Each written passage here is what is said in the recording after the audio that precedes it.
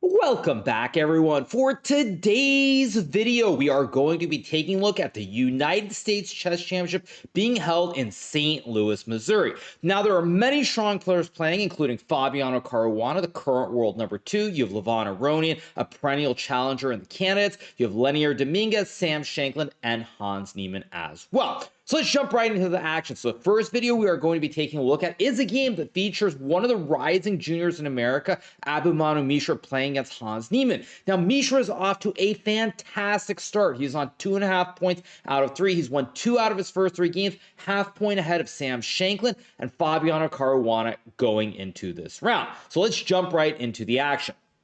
So this game between Mishra and Hans Niemann starts with e4. We get the move c5 being played, knight to f3, knight to c6, and now we have bishop b5 and the move g6. Now, thus far, pretty normal. We get the Ross-Lemos system, which has been played a lot in recent times. Many top players, including Magnus Carlsen, Maxime Vachier-Lagrave, Hikaru, and others, have been playing this knight c6, g6 setup. So, Mishra castles, Hans plays bishop g7, we get c3, knight to f6, rook to e1, and castles. Now, thus far, all these moves are pretty standard, nothing super new up to this point. So after castles, we get d4, d5 played by Hans, and now Mishra plays e5. Now, in my match against Magnus Carlsen in Speed Chess Championship, there was a very critical moment in that match where I was ahead by, I believe, 3 points, and coming off the break, we had this exact same position. Now, in that game against Magnus, I played e takes d5, which is not necessarily a terrible move, but it's not the best move. I would go on to lose that game. Magnus would storm back, and the rest is history. So, Mishra prepared for this line, plays the e5. We get the move knight to e4 played by Hans. Bishop takes knight, pawn takes knight, and now this move bishop e3 is played. We get the move queen b6 from Hans, putting pressure on both the pawns on d4 as well as b2. So we have queen c1 being played to guard the pawn on b2, and now Hans plays this move c4. Now, once Hans plays c4, what Hans is hoping to do is potentially create pressure on the b file. Additionally, down the road, black can maybe goes c5, let's just say h3, something like c5 to get rid of the double pawns. And in the long term, black can get rid of the double pawns. Now black has the bishop pair, ideas like f6 as well. Even later on, potentially, maybe this long diagonal can open up as well. So, many ideas here, c5, rook b8, maybe f6, maybe bishop g4, but it's more on Mishra to try and continue putting pressure on Hans' position. So we get the move knight bd2. Hans trades the knights on d2, and we get this move bishop f5, and now Hans is essentially trying to play rook b8, put more pressure on b2, or play f6 down the road. And additionally, you have a really nice bishop on f5 that can go towards this d3 square as well. So we get the move b3 being played by Mishra. Hans plays bishop to d3. Now we get h4 being played. Now, I don't necessarily like h4 that much. I think in this position, if I were playing the white piece, I would try to keep the game somewhat calmer with a move like queen to a3 potentially to put pressure on the pawn on e7 here. And maybe down the road, even something like trading on c4 and going queen a4 to pressure the pawns on c6 and c4 at the same time. So Mishra goes h4 instead. Now Mishra obviously very young. He's riding a wave here with 2.5 out of 3 so far in the event, feeling really, really confident. But there are some long-term drawbacks to this move. So after h4, we get h5 being played by Hans. Mishra plays bishop g5, a very logical move, not the favorite move of the computer. Once again, it wants to go queen a3, but bishop g5 makes a lot of sense because now you put pressure on the pawn on e7, and the pawn on h4 supports the bishop on g5 at the same time. So now we get rook f8 being played by Hans. Mishra trades on c4 and goes knight to e4. We get this trade on e4, and now the move rook a b8. Now, up to this point, most of Hans' moves have actually been pretty straightforward. Not a whole lot to think about. Much more of the pressure is on Mishra to try and prove an advantage. Now, the computer actually does give white a big advantage here, but it's not so easy to spot because in this situation, there are a couple of issues. First of all, Mishra is leading the turn, 2.5 points out of 3. So obviously, at this young age that Mishra is at, there's some pressure. He definitely is feeling really, really good. But again, he's leading the United States Chess Championship, and this is very unexpected. Now, what that also means is that in this position, it's not so easy to keep the game under control because Hans has 2 very basic ideas. One is try to infiltrate on the b file here with the queen and the rook. The other is to play c5 and try to chip away at the white pawn structure or the connect 3 in the center of the board. And for white, you don't really know what you're supposed to do. Should you go g4, try to launch an all-in attack on the king side here? Should you be a little bit calmer and play something like queen to e3, bring the rook to the king side, and then go g4? It's not so easy in terms of what the correct idea should be.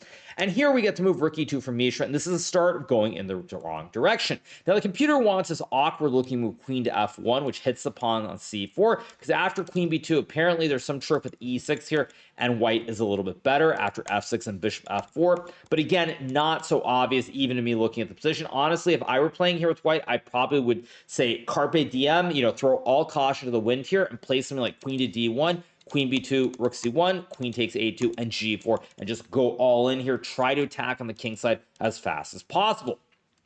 But when Mishra plays rook e2, it's a passive move. It does stop black from being able to infiltrate with queen b2, but now Hans plays the move queen to a5 here. We get queen to e3, queen d5, and Hans is perfectly set up now to double stack on the b file, potentially with rook b7 and rook b8, or to play c5 and once again put pressure on this chain of 3 in the center. So after queen d5, we get rook a e1 being played here. Hans plays queen to e6 here. Now queen e6 maybe not necessary, but I actually like this move because it stops white from ever playing e6 or g4 because there's no e6 with the queen in the way, but also g4 now cannot be played because if you ever go g4, there's just queen takes pawn and you lose the game. So after queen e6, we get queen to e4. Now Hans plays rook b5 with the idea of potentially double stacking on the b file. Also some pressure towards the pawn at e5 and maybe rook a5 as well. So after rook to b5, we get f3 from Mishra. Hans plays queen to d5 here, offering the trade of queens, and now we get this move queen f4, which is definitely a mistake. Now here, white still has a slight advantage after this e6 move. Now, it's a very tough move to play here, because after f5, you're probably thinking, well, what is white doing? If you trade the queens, suddenly black's pawns are undoubled. But after king to f2, due to this great bishop here on g5 that's supported by the pawn on h4, you have always ideas to capture the pawn at e7, but maybe even ideas to go like rook g1 and g4 as well to open up the g file. Now, again, not very human at all. I would not really expect someone to play this because in this position, you're thinking to yourself, what is the advantage you have with white? Black has a double pawns, and your dark square bishop is better than the black dark square bishop because the pawns blunt any threats on the diagonal. So playing e6 here, I don't think is realistic, but the computer does say white is better. Instead, we get queen f4 from Mishra, which is completely reasonable, but I do feel like if Mishra wanted to go for queen f4 and maybe g4, he should have done it a few moves earlier without having played f3. So now Hans plays c5, which is the best move in the position, and now it's already very, very tricky for white to play because you're not really sure how do you keep the pawn chain intact. If, for example, here you play something like g4 to try and attack on the king side, after cd4, c takes d4 here, black can actually trade on g4, and after queen g4, goes c3 with the idea of rook to b4, and there's a lot of pressure on the pawns on d4 and e5. Even a move like rook to d8 is also possible, and it's not so easy for white to play. So Mishra instead takes on c5, which is a mistake, but for Mishra, it's very hard because, first of all, Mishra had to have known that he had a slight advantage at some point in this game. Advantage is slipping away, but also when you look at the time situation, Mishra down to 25 minutes, Hans is 50 minutes. It's very, very tricky. So we get d takes c5, queen takes c5, queen to e3, which is a mistake, and now rook e to c8 is played by Hans. Now, this is a surprising mistake from Hans. If he had played the move queen c7 here, black is already quite a bit better because white has problems with this pawn at e5. If you go f4 to guard the pawn, black can go rook to d8 with the idea of rook to d3, creating the kebab here, or even f6, aiming to trap this bishop on g5, which has no retreating squares. So instead, Hans plays rook e8. Now, it's not like this is a terrible move or anything because Hans is aiming for an endgame, but it's not the best move. So we get queen takes queen, rook takes queen, and now the strange move e6 played by Mishra. Now, in this position, if I were playing here, I probably would have gone bishop to f4, which is incidentally the best move, oddly enough, but I would have played this just to guard the pawn on e5 here, and it's not really clear how black can prove an advantage because, again, the pawn on e5 is guarded by the rooks and the bishop. If you ever play rook a5, there isn't an actual threat here. White can probably play king f2, rook a3, rook c2, rook a5, and rook e2. And here white is holding all the pawns on c3, a2, and e5 as well, so white should be fine. Mishra instead plays e6. Now, this is a move I don't blame Mishra for playing this move because he's getting low on time. When you're getting low on time, at a certain point, if you're not quite to move 40, you have to try and play for easier moves. They might not be the best moves, but moves that are on the easier side. So we get e6 from Mishra being played here, and now Hans plays the move f takes e6, and we get this move rook to e4, which is simply a bad move, played after an 8-minute think. Now, after bishop takes e7, bishop takes c3, there's no doubt what Mishra was worried about. There's a very tricky move here, which is pawn to a4, hitting both of D's rooks at the same time. Now, Mishra probably thought bishop takes c5, bishop takes e1, rook c5, and he probably was calculating this line with rook e6, king f7, rook e1, and c3, and ultimately he concluded that he was probably losing. So after bishop takes e7, bishop c3, and a4 here, rook to a5 is the best move, but now after bishop takes c5, bishop takes e1, white can play rook e6, rook c5 takes c3 here, and now after king to f2, c2, and rook c1, the white king is getting to the center very, very quickly, and white should be able to draw the game. Alas, we get rook e4 from Mishra, and now after bishop takes c3, it's very clear that Mishra, if he doesn't play perfectly, is probably going to lose this game.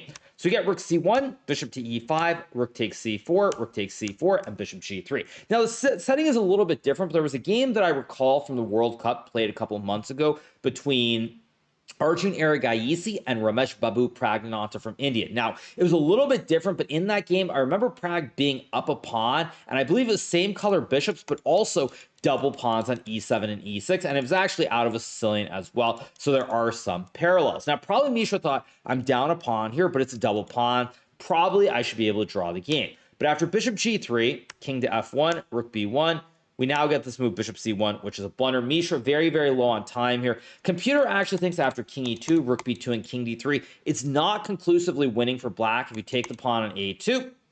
There's bishop e7, rook g2, and rook to a4, hitting the pawn on a7. Probably what Mishra missed or didn't see was that after bishop f2 here, there's rook to a2, pinning the bishop on f2. And after, say, rook to h2 as well, white can simply drop the bishop back to g5 here. And now you intend to take the pawn on the next turn, and if black goes bishop f2 to guard, again, you have rook to a2, pinning the bishop and the rook. Now, again, with 2 minutes or less on the clock, quite far away from move 40, not realistic for Mishra to find this, but nonetheless, there still were a lot of resources to save the game.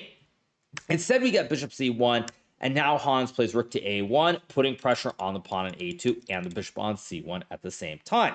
We get a4 being played, and now bishop takes h4. And here, Hans now is up 2 pawns, even if one of the pawns is doubled, and he should win this game due to the weak a pawn and the fact that black can start pushing the pawns on the king side very quickly.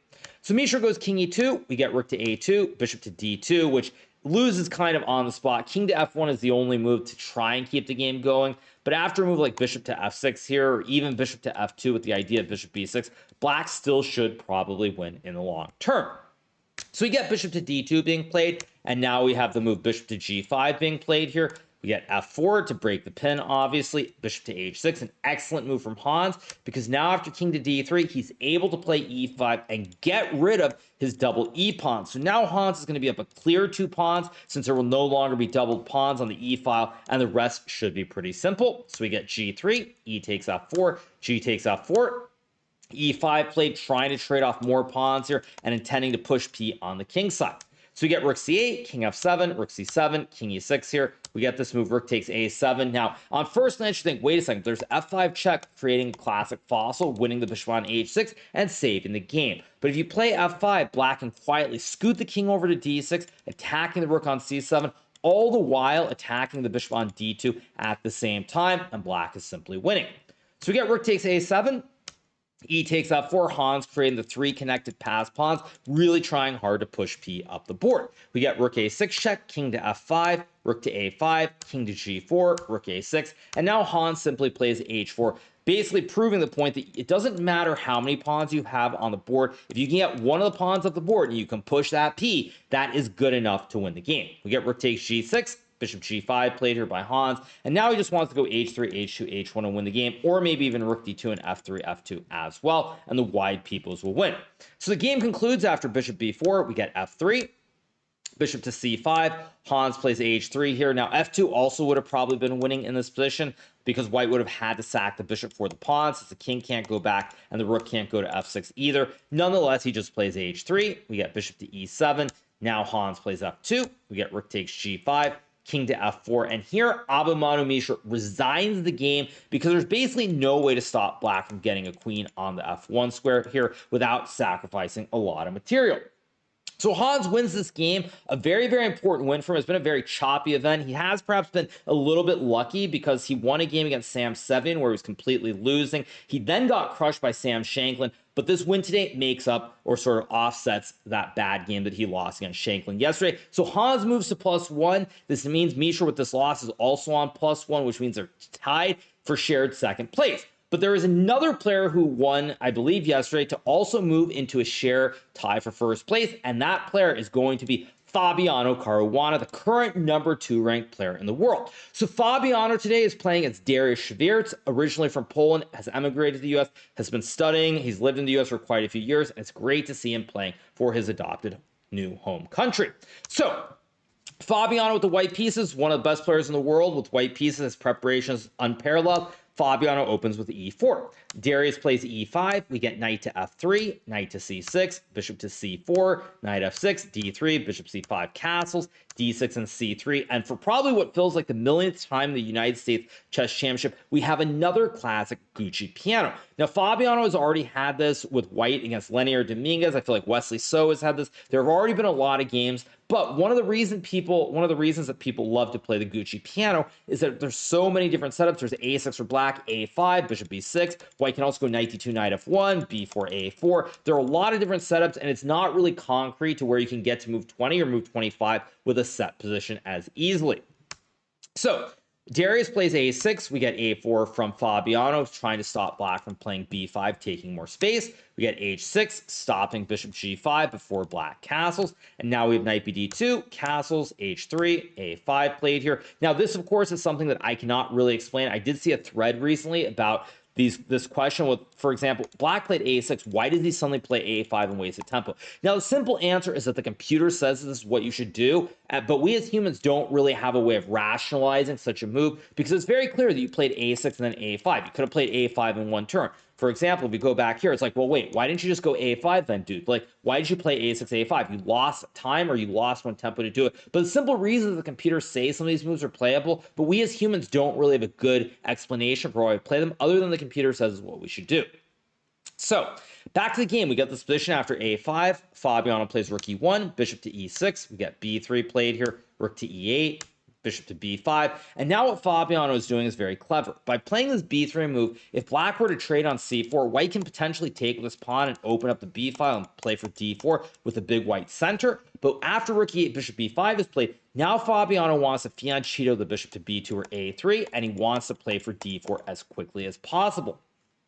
So we get bishop D7, Fabiano plays knight to F1, we get knight to B8 played here. Now, because black has actually retreated the pieces, the idea of bishop b2 is not as effective anymore.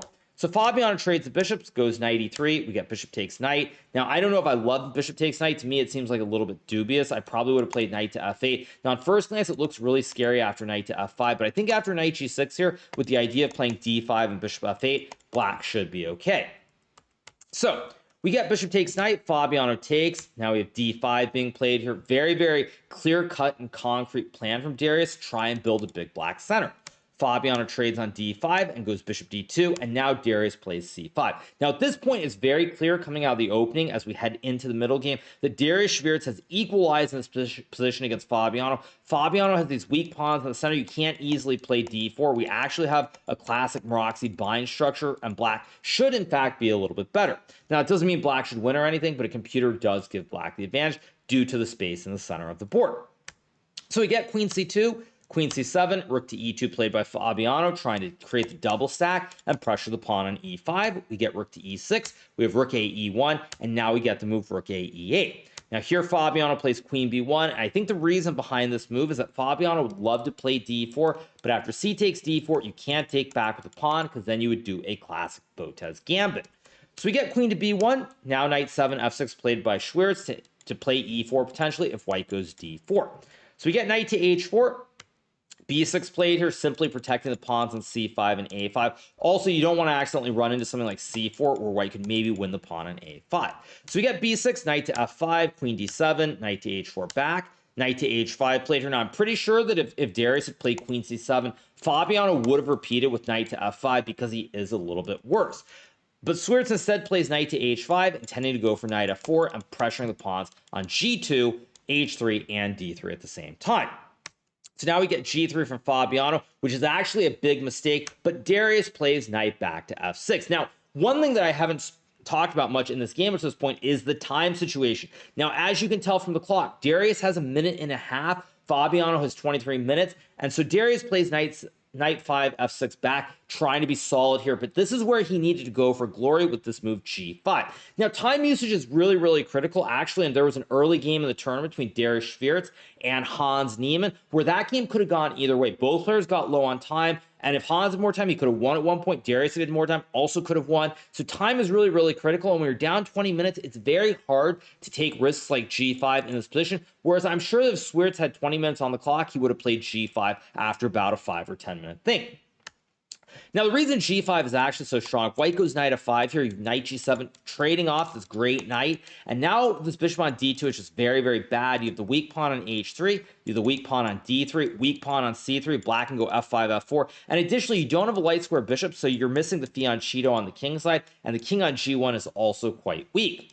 Alas, for Fabiano, it is his lucky day because we get knight back to f6, we get knight f3, rook to e7 here, trying to attack the pawn on h3, and now Fabiano is able to trade off all of these rooks, and we get to this position here with a queen, bishop, and knight versus the queen and two knights, but now black really has no advantage anymore because there's no central grip. White can move the knight to c4 to pressure the queen side, and you don't really have any way to checkmate the white king either, and with queen f3 incoming, white should be able to save the game pretty easily.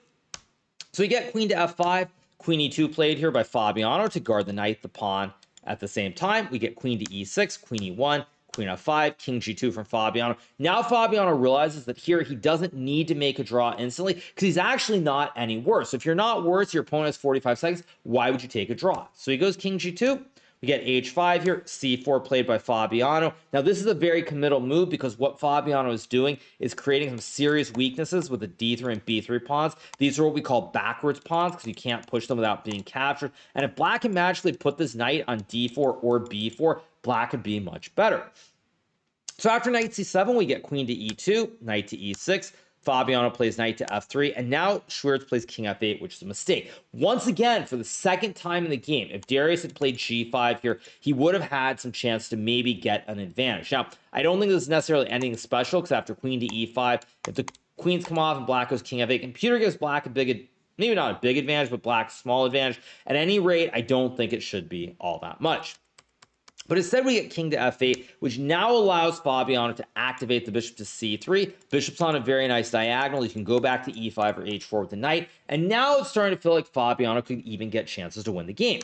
So we get g5 now, but it is one move late as we get knight to d2. And now you'll notice with the bishop on c3, the knight has the retreating square. Whereas if we go back here, after g5, bishop c3 here, black maybe even has h4 here, maybe g4 as well, like g4, knight d2, and maybe h4 here. And it feels kind of scary down the road.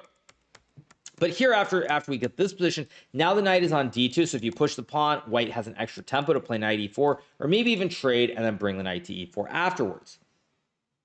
So we get h4 here. Fabiano plays knight to e4. Now Swiercz trades the knights and goes queen to h7. But now after queen to g4, even though the computer still says this is okay for black, it starts to feel very dangerous because one thing that you will notice here is that all of the black pawns, well, maybe not this one, but the pawns on the queen side as well as the king side are all on the same color as the bishop. So if the bishop can ever get behind the pawns, you are probably going to be in serious trouble. So we get h takes g3, f takes g3, obviously to stop the knight from jumping to f4. King to e7, Fabiano plays queen f3, queen g6, stopping bishop f6, and now we have queen d3.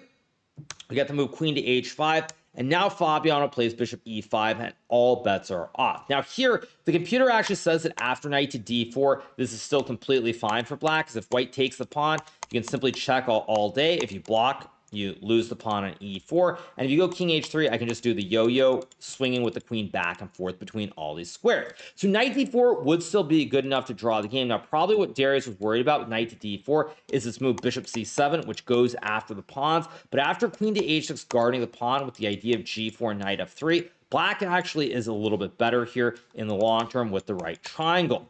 So we get king e8 instead. Fabi plays king g1 here, just a quiet move, dodging any checks or any tricks on the light squares. We get queen g4, bishop to f6, and now this move king to f8 is played. Now king f8 is okay, but honestly here, if I were playing with black, I'd be really scared about the weak king and probably play a move like knight to d4 here, trying to trade the bishop for the knight and bring my queen back and draw this game. But instead we get king to f8, Fabi plays king f2, and now you lose any ideas of knight d4 for the remainder of the game. We have king to g8 being played, Fabi goes queen d5, and now Swiercz plays the move queen to h5. Not necessarily a mistake, but queen to h3 is apparently a little bit better, because after queen to a8, you block with the knight, not king h7, because then queen to h8 would win the queen and win the game. And after knight to f8, you probably think, well, wait, there's bishop e7 here hitting the knight, but after queen h2, king f3, and queen h1, the queen will always check the king, and white can never win the game. So instead we get queen h5, queen to a8 played, and now Swiercz plays king h7, which is a serious mistake. In this position, he needed to play knight to f8, because after bishop e7, queen h2, king f3, queen h1, this is a draw. But the problem for Swiercz here is he has a minute and 26 seconds, and with a minute 26, it's very hard to calculate if there is actually a draw in this position, because white can start dodging with the king moving to all sorts of different squares, like this is Pac-Man or something, and it's not clear-cut whether you have a repetition. So if Swiercz has maybe 5 minutes, I think he can find it, but with only a minute, he plays king h7. And now Fabi's able to trade the queens, and this is the dream for white, because now the bishop can try to go after these pawns on a5, b6, and c5. Fabi plays bishop e5, an excellent move here with the idea of going for bishop b8, bishop to a7, and eating up the pawn on b6. Now, this is very important here, because you'll note that the bishop can't actually get to either c7 or d8 here. The knight covers both of those squares. So bishop e5 trying to hit the pawn from the other diagonal is very, very useful. So we get king to g4. Bishop to b8 is played. And now we get f5 here. Takes, bishop a7 played. Knight d4, takes, knight b3. King to e3 played, and now g4 played here by Swiercz. Now, what's amazing about this position is the computer still thinks that this should be a draw. And the reason the computer thinks that this should be a draw is very simple. The a pawn here on a4 is the wrong queening square relative to this dark square bishop. This bishop does not cover the queening square here. So for that reason, black should still be able to draw. That being said, Swiercz very low on time here, and you have to be very precise. So we get bishop c7, king e6, we get king to e4, knight d2, king d3, and now we get knight to b3, bishop f4, king to f5 here, and this is the fatal blunder. In this position, after the move knight to d4, black should be able to save the game, because if white goes bishop e3, you have knight to f5, hitting the pawn on g3. If bishop f4, knight d4 back, we reach the same position once again. And if white were to play bishop c7 here, I believe that here black can play, I think it's knight to b3 if I'm not mistaken, although I am noticing the eval bar is kind of jumping. I was saying back here, and then king to e4, knight d2, but this might be a threefold. So computer is giving white a significant advantage, but it's not really clear how white is supposed to ever win this. And for one sample line, let's say you get some position like this even, black can always just sack the knight, run the king back to the corner, and this would be a draw. But instead we get king f5, the king goes in the wrong direction, and now after bishop e3, black is actually lost because Darius's knight here is trapped in the corner here. You can't get this knight out anymore. The bishop on e3 covers both d4 and c1, and white is going to move the king over to c3, and you simply lose the game. So we get king to e5, we have bishop h6 play, which is actually the best move. You go king c3 right away, black can go king to e4, hitting the bishop at the same time, and after you move the bishop back, now there's knight to c1, jumping to e2, forking the king and the bishop and the pawn. So in this position, we get bishop h6 first, which is super critical here, because now if you go knight d4, there's bishop g7, which wins the game.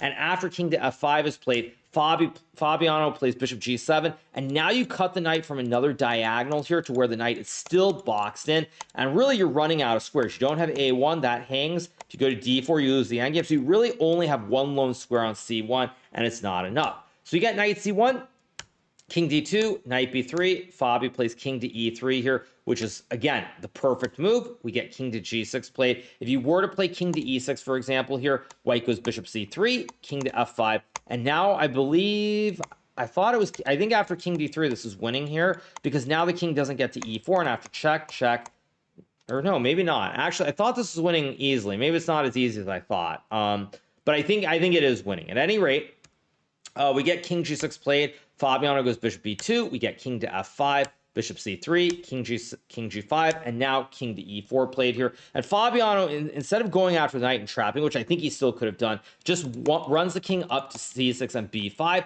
to simply go after these pawns on a5 and c5. So we get king g6, king f4, king h5, and now here we have the move king f5 being played, and essentially we're in a situation where black's king and knight are both dominated.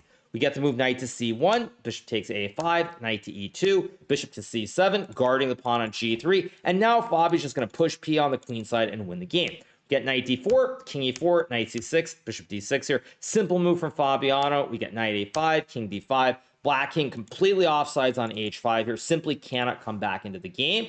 And now after king to d5, we get the move king g6, bishop takes c5, king f5, bishop b6. And here Darius Swiercz resigns the game because if he moves the knight to b7, white just goes a5, a6, knight on b7, simply trapped here. And after knight b3, again, just a5, a6, a7, a8, and white wins the game. So a resounding victory for Fabiano in this endgame. There are some serious shades here of Bobby Fischer, the former world champion, who actually won many games with a good bishop versus bad knight. There were a lot of famous endgames where he won, proving the bishop can be better than the knight. So very reminiscent of that. An excellent win for Fabiano.